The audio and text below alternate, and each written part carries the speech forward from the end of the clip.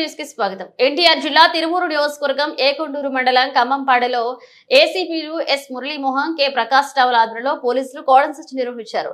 ఎన్నికల కౌంటింగ్ భద్రతా దృష్ట్యా ప్రతి ఇంటికి క్షుణ్ణంగా తనిఖీలు చేశారు. రికార్డు సరిగా లేని 34 వాహనాలను సీజ్ చేసి స్టేషన్ కు తరలించారు.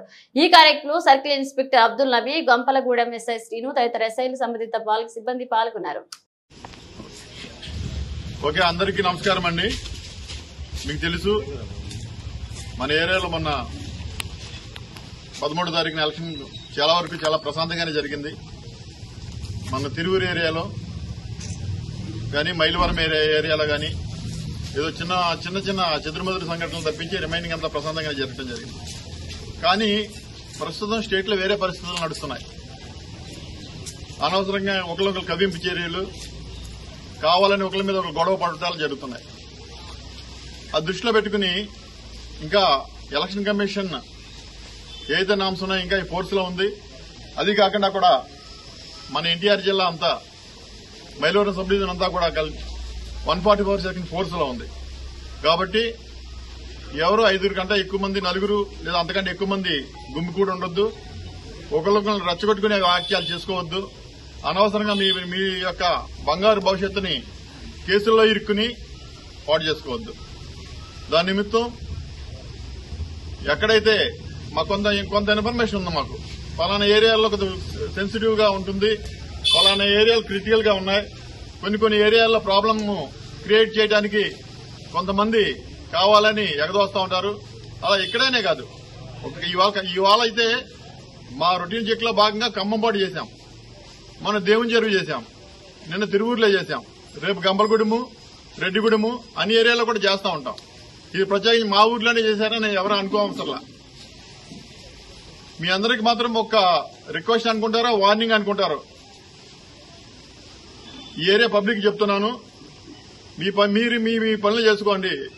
ఓటింగ్ అయిపోయింది, అందరికీ అభిమానం ఉంటుంది. మీ అభిమానం కొద్దీ ఎవరికి వేసుకున్నారో అది వేరే విషయం. అది తర్వాత మాత్రం మీరు రెచ్చగొట్టే చర్యలు చేసుకున్నా, ఎవడైనా రెచ్చగొట్టితే మీరు రెచ్చిపోయినా మీ భవిష్యత్తు పాడవుతుంది. తద్వారా కేసులు ఇన్వాల్వ్ అయితే చదువుకునే మీ యొక్క పిల్లల భవిష్యత్తు కూడా పాడవుతుంది. అటువంటి కేసులు ఇరుక్కోవడం మీ ఊరి గౌరవంగా ఉంటుందో చెప్పండి. ఆ ఉద్దేశంతో ఇవాళ ఇక్కడ కార్డన్ చేశాం. ఏమైనా ఇల్లులు కూడా, ఇంటి ఆవరణలో కూడా ఏమైనా మీ దగ్గర వెపన్స్ ఉన్నాయా అటువంటివన్నీ కూడా చెక్ చేయడం జరిగింది. ప్రతి మనిషి మీద కూడా ఎవరైతే కొంతమంది మాకు ఈరుమార్క ఉన్న మనుషులు ఉన్నారో వాళ్ళందరి మీద కూడా నిఘా ఉంది. పాత కేసులో ఉన్న వాళ్ళని కూడా అవసరమైతే కొత్త షీట్లు ఓపెన్ చేస్తాం. షీట్లు ఓపెన్ చేయడానికి మాత్రం ఏ విధమైనటువంటి వెనకాడేది లేదు. మీరు ఎవరో ఏదో చేస్తారని, మనం ఇన్వాల్వ్ అయినప్పుడు కూడా ఎవరో వచ్చి రక్షిస్తారని మాత్రం అపోహలకు పోవద్దు. చట్ట పరిధిలో చట్ట ప్రకారం పోలీసులు మా పని మేము చేసుకుంటూ ఉంటాం. ఇది ఎలక్షన్ ప్రాసెస్ అంతా కంప్లీట్ అయ్యే వరకు మీరంతా సమన్వయంగా ఉండాలి. తర్వాత కూడా అన్నదమ్ములాగే కలిసి ఉన్నారు మీరు. ఆ ఉద్దేశంతో ఈ రోజు మన ఏకొండూరు ఎస్ఐ కృష్ణ గారి ఆధ్వర్యంలో మన దిశ ఏసీపీ గారు, మళ్ళా నేను, నబీ, ఇన్స్పెక్టర్, అందరు ఎస్ఐలు కూడా మరియు సిబ్బంది అంతా కూడా, మైలవరం సిబ్బంది, తిరువూరు సిబ్బంది అంతా కలిపి కూడా ఈ ఏరియాలో కార్డన్ చేయడం జరిగింది. అలాగే మీ అందరినీ రిక్వెస్ట్ చేస్తాను కూడా, ట్రిపుల్ రైడింగ్ బాగా అలవాటు అయిపోయింది మీ అందరికీ కూడా. అప్పుడు ఏదైనా అనుకోని ప్రమాదం జరిగితే మిమ్మల్ని నమ్ముకుని ఒక కుటుంబం ఉంది, ఒక ఫ్యామిలీ మీకోసం చూస్తూ ఉంటుంది. అది మాత్రం మర్చిపోవద్దు. దయచేసి మీరు ప్రోత్సహించవద్దు. మీ పిల్లలు ఎవరైనా ట్రిపుల్ రైడింగ్ వెళ్తుంటే వాళ్ళందరికీ చెప్పండి. అర్థమవుతుందా మీకు? చెప్పండి. వాళ్ళకి ఏమండి, వీడి పడిపోయినా, వీడికి దెబ్బ తగిలినా మీకే బాధ. లేదా ఎదురుగా ఏదైనా స్కూల్ పిల్లలు, చిన్న పిల్లలు అటు ఇటు వెళ్తూ ఉంటారు, వాళ్ళు ఎవరికైనా దెబ్బ తగిలినా వాళ్ళకి మీకే బాధ. అది గ్రహించండి.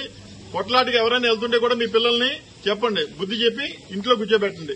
కౌంటింగ్ రోజున, కౌంటింగ్ తర్వాత కూడా ఏ విధమైనటువంటి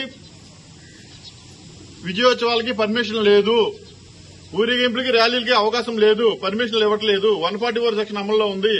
ఏ విధమైన బాణసంచా కాల్చడానికి కూడా పర్మిషన్ లేదు. దయచేసి అర్థం చేసుకోండి.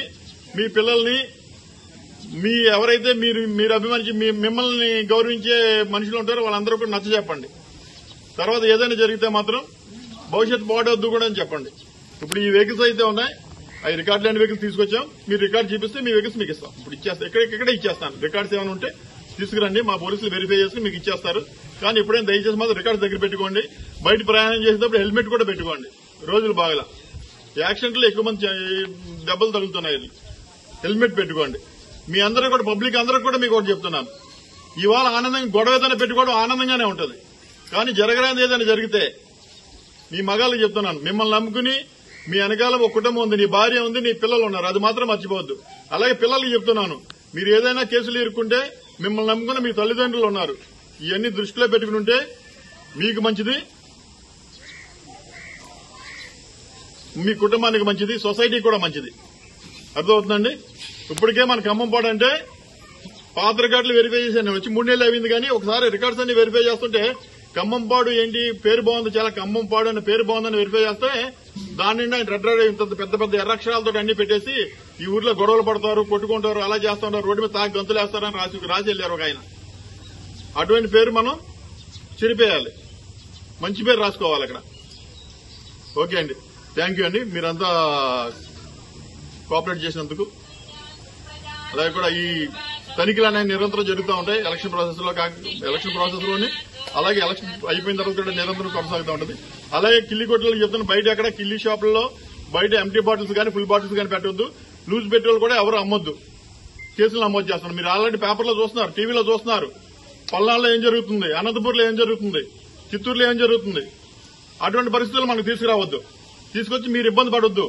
మాదేమంతో కేసు కడతాం, జైలుకి పంపిస్తాం, షీట్ ఓపెన్ చేస్తాం. ఆ విషయంలో మాత్రం జాగ్రత్తగా ఉండండి. పిల్లలందరికీ చెప్పండి, నలుగురికి చెప్పండి. ఏదో మన ఊరు పోలీసులు వచ్చారు, ఎందుకు వచ్చారు, ఇవన్నీ పక్క పెట్టి మీ మంచి కోసం వచ్చామని చెప్పండి.